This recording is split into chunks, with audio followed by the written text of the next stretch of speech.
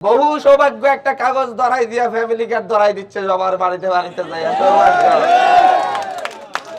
ভাওতাবাজির একটা শিখে থাকা দরকার আছে। হ্যাঁ, স্লোগান দিয়েন, তোর কাঠ তুই নে, হাতিয়াটারে ছাইরা দে। তোর কাঠ তুই নে, তোর কাঠ তুই নে, তোর কাঠ তুই নে, তোর কাঠ তুই নে, তোর কাঠ তুই নে।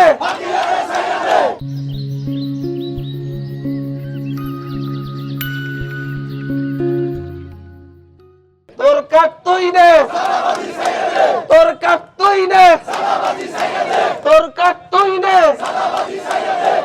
বুঝছেন, প্রচারণার একটা সিস্টেম আছে। আমরা লিফলেট দিয়ে তারা কাঠ দেয়।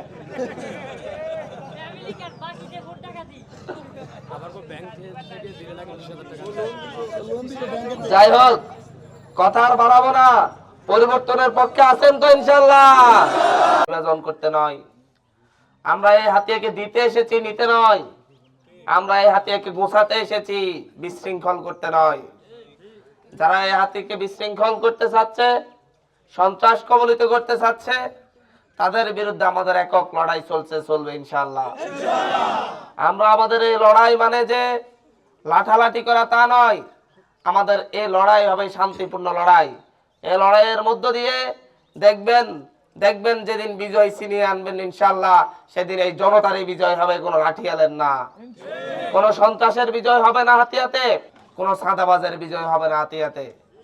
হাতিয়াতে বিজয় হবে এ হাতিয়ার সাধারণ মানুষের।